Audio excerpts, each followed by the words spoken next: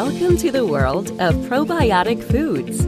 This is Cultured Food Life with your host, Donna Schwenk. Welcome, everybody, and thanks for joining me.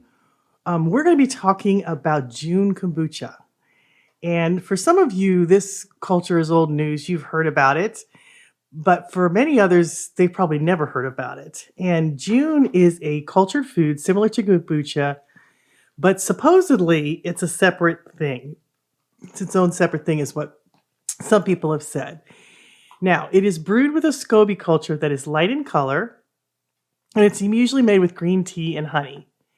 And it ferments for about a few days less than kombucha and has this wonderful tangy floral taste that is lighter than traditional kombucha. Now, there is very, very little history on June kombucha. And unlike kombucha, the regular kombucha can be dated back thousands and thousands of years. June is said to have been brought over by travelers who visited from a monastery in the Himalayas, and they discovered this unique and wonderful drink, and it is said to be sacred. Now, according to fermentation expert and food writer Sandra Katz, the lack of credible information on the history of June leads me to the conclusion that it is relatively recent divergence from the kombucha family tree.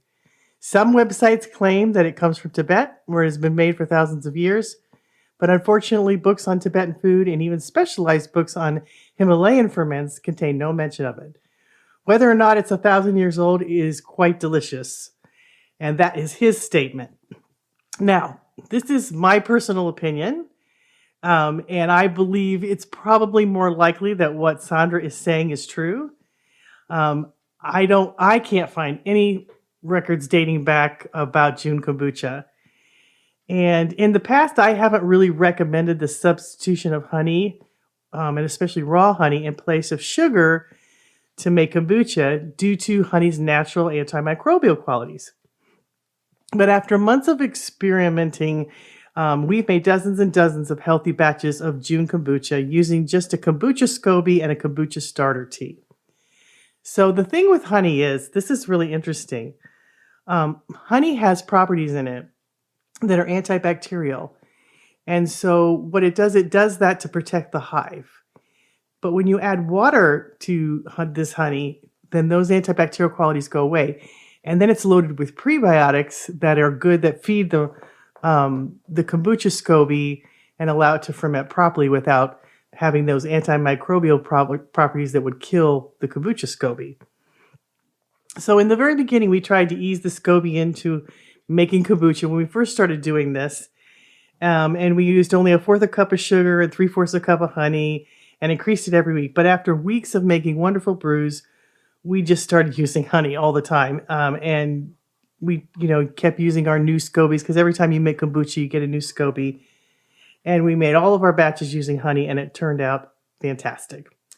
Now, we've repeated this process dozens of times, including using raw honey.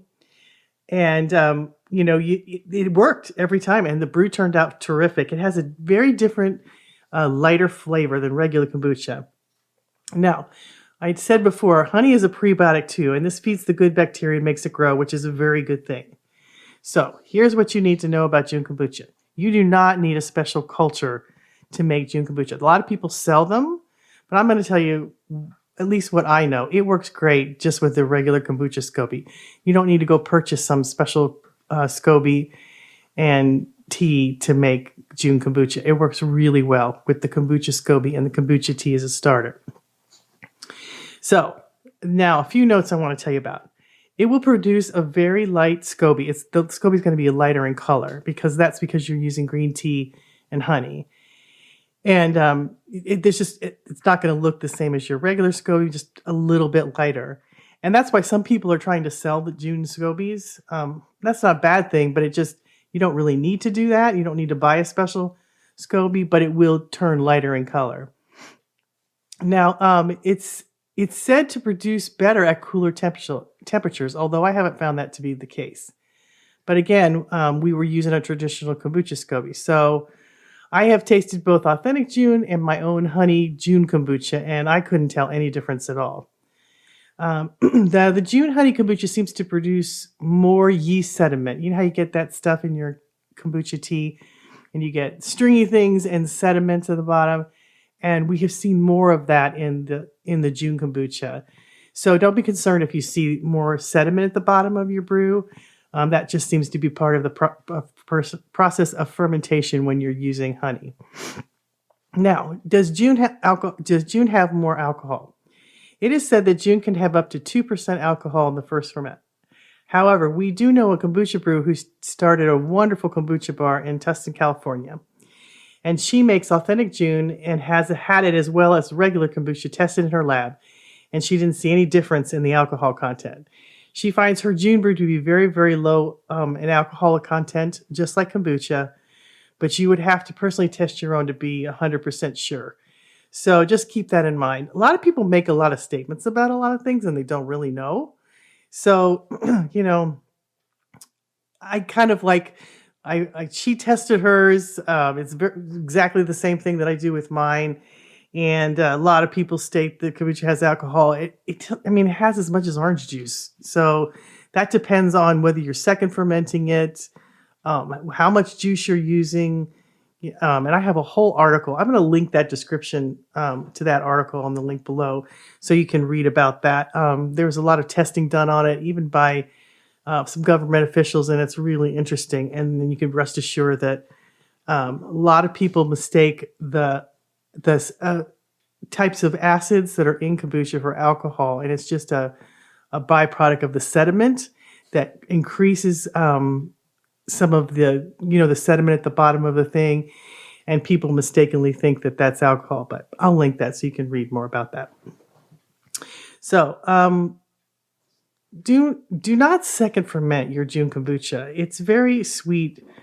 That's one thing that will make it more alcoholic. For some reason, if you second ferment the June kombucha, and you put a lot of fruit juice in it, which is what makes alcohol, I don't recommend it. That does make it more alcoholic. And that's what happened with kombucha. If you use a lot of juice, we only use 2 ounces of juice to second ferment our kombucha in a 16-ounce bottle.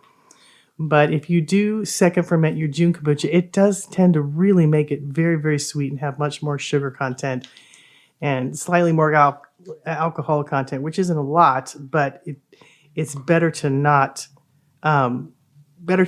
second ferment your June kombucha to keep the benefits the same.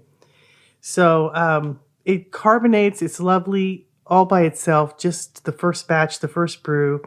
It has its own unique benefits. So don't be scared about making it. It does really, really taste wonderfully well. Now, I want to read to you, I was telling you earlier, I was going to link this in the description below, but I found it. I want to read this to you. A while back, they used to say that kombucha was alcoholic, and the feds tried to take it off the shelf. But U.S. Representative Jared Polis wrote a letter to John Manafort at the time, who was the head of the Alcohol and Tobacco Tax and Trade Bureau. And he asked the agencies to back off. And the the senator, argued that kombucha consistently tested below the 0.5% mark when cold, and that they can exceed that limit when they are properly stored at higher temperatures, and they get hot. So 8 spoiled kombuchas are roughly equivalent of 1 beer, he said. But that doesn't mean we should regulate like we do alcohol. And that means only if they've let it sit out and kind of not spoil, but let it just ferment without refrigeration. And the current testing method often confuses organic acids and naturally occurring sediment for ethanol, which increases the readings of alcohol content in higher percentages than it's actually contained in the product, is what they stated. So that is part, and I'll link that so you can see that in the description below. Now, when you're making June kombucha, always keep an extra kombucha SCOBY and starter on hand in case you need a backup. And whether you believe these mythical tales of the sacred June kombucha or lean more to the kombucha hybrid side, it is nice to know that you could use honey when making kombucha and not worry about harming your brew. So I have a few questions and answers about kombucha and about June kombucha that I thought I would talk to you about. So how long does your SCOBY last? Your SCOBY will last a long time, but not forever.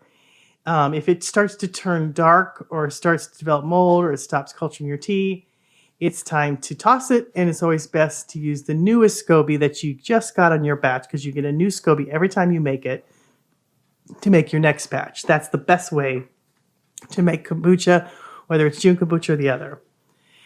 You can also test your kombucha to taste it to see if the sugar's going away. I usually take a little straw. I put my finger over the top of the straw, and I stick it down into the brew, and I take it out and I test it. And if it's super sweet, it's not done. If it kind of tastes like sparkling apple cider, then it's done. But if it tastes like vinegar, then it's overdone.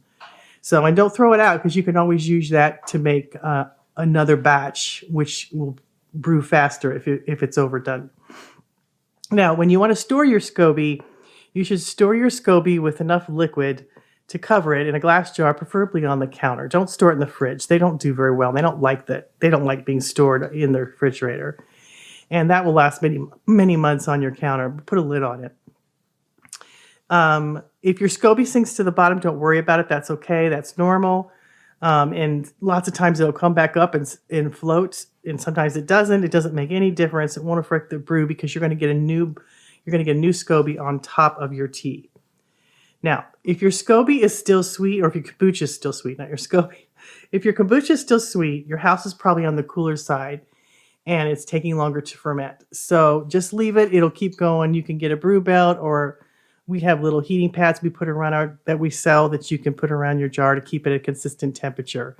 But you don't want it too hot, so you want just the right temperature. But usually, if it's still sweet, it's taking a long time, it's just because your house is on the colder side.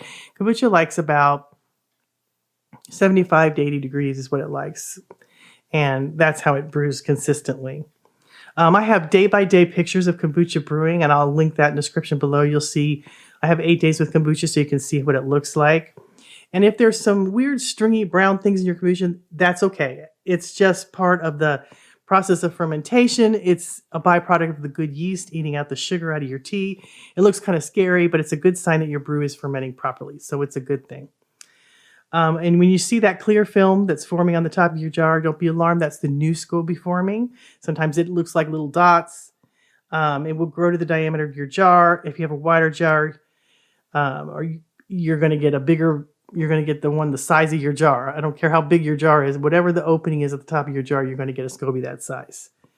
So if you see mold on top of your kombucha, some people think it's mold and it's not. But if it's hairy or fuzzy or green, then you've got a problem. And you need to throw that out and get a new SCOBY and start over again. But most of the time, what people think is mold is just the new SCOBY forming. So if you have some mold in your house, you might get some airborne things in your kombucha. But if you're in question, you can always send me a picture and I can check it out for you and let you know. Now, if your kombucha is not bubbly, one of the reasons your kombucha may not be bubbly is that you've let it go too long. And once those good yeast eat out all the sugars in it, it starts to turn to vinegar. And so when the good yeast eat the sugar, they release carbon dioxide. And that's what creates the carbonation. And if you let it ferment too long, the kombucha goes flat. So just don't let it go too vinegary. Test it, like put a little straw in it, like I said, and put your finger over the straw and dip it down into your thing and taste it. And it's going to disturb the SCOBY when you do that, but it's just going to keep growing. It's not a big deal. So somebody asked if can you cut up your SCOBY? Yes, you can. You can rip it, tear it, and use it and give it to somebody else. It's not going to hurt anything. And those are just a few of the things. Let me see. I have a blog about what to do with all your SCOBYs. I think I've got like 20 ways to use your extra SCOBY, and I can link that below. If your SCOBY is thin, it's because your house is cold. It's not getting warm enough for it to ferment properly. So you're going to get a super thin SCOBY. So you'll probably need a heating strip. Summertime kombucha is a little bit different than winter kombucha. And I have 2 blogs on that, on how to make summer kombucha, because you're going to get your kombucha is going to usually, if your house is warm, it's going to ferment faster. And it's going to, so you got to watch for that, because then you need to make sure it doesn't get too vinegary. Where in the winter, it's going to take longer if you're not using a belt. If your kombucha is too sour, I have lots of things that you can do with your kombucha. If it gets too sour, I have, I think I can't remember how many different types of ways I have that you can use your overly sour kombucha, but I'll link that in the description below. So I hope that helps. June kombucha is lovely and tastes wonderful and it's fun to make. It's just like making kombucha. I will link the recipe below so you know how to make it, because it does take a little less time than regular kombucha. And I think you'll really enjoy it. It has a light, yummy, florally taste. So I will also link all the other things that I was talking about during the podcast in the descriptions below so that you can take a look at it. So I hope you make it. I hope you like it. And send me back some feedback, because I'd like to know how your brews turn out and if you like the taste better than kombucha. It's really fun to make. So thanks for listening, guys, and we will see you next Tuesday. And drink some kombucha, even if you don't make your June kombucha. It's a drink that will change your life. Have a good one. Bye.